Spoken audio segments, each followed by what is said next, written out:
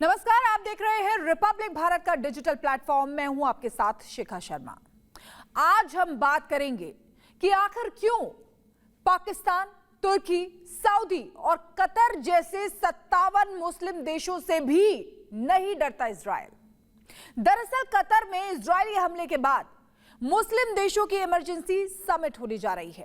कहा जा रहा है कि ये देश इजराइल के खिलाफ बड़े फैसले भी ले सकते हैं। लेकिन आपको बता देते हैं कि कई मुस्लिम देशों के साथ इजराइल के समझौते भी हैं और इसी वजह से मुस्लिम देश पुरानी बैठकों में बस निंदा तक ही सीमित रहे हैं। कतर की राजधानी दोहा में जो अरब इस्लामी समिट होने वाली है, इसमें अरब लीग और इस्लामिक सहयोग संगठन के 57 मुस्लिम देश शामिल हो रहे हैं। इजराइल ने 9 सितंबर को हमास के नेताओं को निशाना बनाकर कतर पर हवाई हमले किए थे, जिसके बाद यह इमरजेंसी समिट बुलाई गई है। अब तक इजराइल के खिलाफ ओआईसी की कई बैठकें हो चुकी हैं। पिछले एक साल की अगर बात करें तो पिछले एक साल में ही 3 बैठक हुई हैं, लेकिन बात निंदा से आगे बढ़ ही नहीं पाई। सवाल उठ रहा है कि इजराइल इन देशों से क्यों नहीं डरता? क्या इसकी वजह मुस्लिम देशों के साथ उसके समझौते हैं? तो आइए समझते हैं। सबसे पहले बात करेंगे अजरबैजान की। अजरबैजान और इजराइल के बीच तेल समझौता है। अजरबैजान इजराइल की जरूरत का 60% तेल सप्लाई करता है। यह देश इजराइल का सबसे बड़ा तेल सप्लायर है।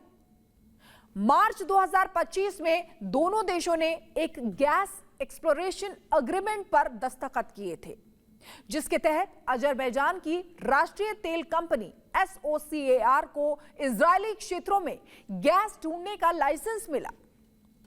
अक्टूबर 2023 में जब हमास इजराइल युद्ध के कारण अशदोद और हाइफा बंदरगाह बंद हुए थे, तब अजरबैजान ने इजराइल की ऊर्जा जरूरतें पूरी करने में अहम भूमिका निभाई थी। अब दूसरा नंबर यूएई का है। यूएई और इजराइल के बीच अब्राहम समझौता है। सितंबर 2020 में दोनों देशों के बीच अब्राहम समझौता हुआ था। इस समझौते के तहत भी आपको बता देते हैं कि यूएई इजराइल को मान्यता देने वाला पहला अरब राष्ट्र बना। बाद में बहरीन, मोरक्को और सूडान भी इसमें शामिल हुए। 2024 में दोनों देशों के बीच द्विपक्षीय व्यापार में इजाफा देखा गया। इजराइल यूएई से अपनी जरूरत के 10% पेट्रोलियम उत्पाद खरीदता है। अब तीसरा नंबर मिस्र का है। मिस्र और इजराइल के बीच गैस समझौता है। दोनों देशों के बीच प्राकृतिक गैस समझौता दोनों देशों की ऊर्जा सुरक्षा के लिए अहम है। इजराइल की लेवियाथन और तामार गैस फील्ड से निकली गैस मिस्र के LNG टर्मिनलों के जरिए यूरोप तक पहुंचाई जाती है। मिस्र के साथ गैस व्यापार से इजराइल को हर साल अरबों डॉलर की कमाई होती है। चौथा नंबर है सऊदी अरब का। दरअसल सऊदी अरब हूती विद्रोहियों की वजह से परेशान है। हूती विद्रोही 2014 से यमन में सक्रिय हैं और सऊदी अरब पर रॉकेट और ड्रोन से हमले करते रहते हैं। अगर इस क्षेत्र में इजराइल कमजोर पड़ता है तो ईरान की शक्ति और बढ़ेगी और हूती समूह और मजबूत हो जाएंगे। सऊदी अरब समझता है कि इजराइल की मौजूदगी से ईरानी विस्तारवाद पर रोक लगती है।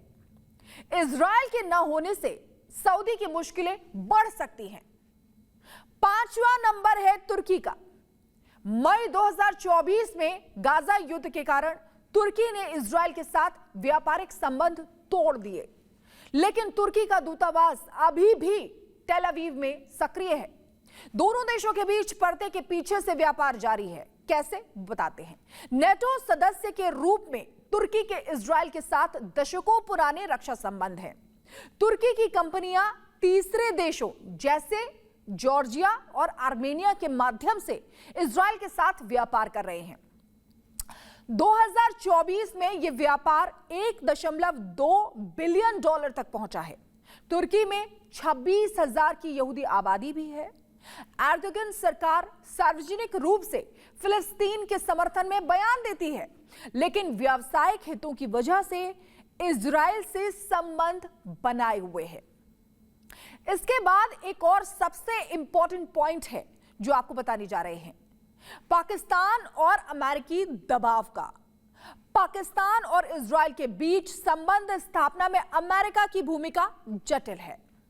अमेरिका चाहता है कि ज्यादा से ज्यादा मुस्लिम देश इजराइल को मान्यता दें, लेकिन पाकिस्तान में जनता का बड़ा हिस्सा फिलिस्तीनी समर्थक है। अमेरिकी आर्थिक और सैन्य सहायता के मजे लूट रहा पाकिस्तान इस समय अब दुविधा में है। आईएमएफ से लोन और अमेरिकी सहायता के लिए पाकिस्तान को अमेरिकी दबाव का सामना करना पड़ता है। चीन पाकिस्तान इकोनॉमिक कॉरिडोर की वजह से अमेरिका पाकिस्तान पर और दबाव बना रहा है। अगर पाकिस्तान ने इजराइल को मान्यता दी तो घर में ही विरोध का सामना करना पड़ सकता है, इसलिए पाकिस्तान अब तक कोई फैसला नहीं ले पाया है। तो कतर की राजधानी दोहा में मुस्लिम देशों के 50 नेता इजराइल के खिलाफ एक खास बैठक के लिए इकट्ठा हुए हैं, ये आपको बता रहे हैं। इसका मकसद 9 सितंबर को कतर पर हुए इजरायली हमले का जवाब देना है। इस हमले में हमास के 5 मेंबर और एक कतर सुरक्षा अधिकारी मारा गया था। यह हमला उस वक्त हुआ जब हमास की एक टीम गाजा में 2 साल से चल रहे युद्ध को खत्म करने के लिए अमेरिका के प्रस्ताव पर बात करने के लिए दोहा में थी। मीटिंग से पहले ईरान के राष्ट्रपति मसूद पेजेश्कियान ने मुस्लिम देशों से इजराइल के साथ रिश्ते तोड़ने को कहा। उन्होंने इस्लामिक देशों से एकजुट होने की अपील की। वहीं पाकिस्तान ने सभी इस्लामिक देशों को नेटो जैसे जॉइंट फोर्स बनाने का सुझाव भी दिया है। अब यह भी जान लीजिए कि अरब लीग 22 अरब देशों का एक संगठन है। इसे 1945 में बनाया गया था। इसका मकसद अरब देशों के बीच सहयोग बढ़ाना, उनकी एकता मजबूत करना और उनके साझा हितों की रक्षा करना है। वहीं ओआईसी 57 मुस्लिम देशों का एक अंतरराष्ट्रीय संगठन है जिसे 1969 में स्थापित किया गया था और इसका मकसद भी मुस्लिम देशों के बीच एकजुटता को बढ़ावा देना और उनके हितों की रक्षा करना है। बहरहाल आज के लिए इतना ही, लेकिन आपको हमारा यह वीडियो कैसा लगा हमें कमेंट सेक्शन में लिखकर जरूर बताएं। फिलहाल मुझे दीजिए इजाजत, नमस्कार।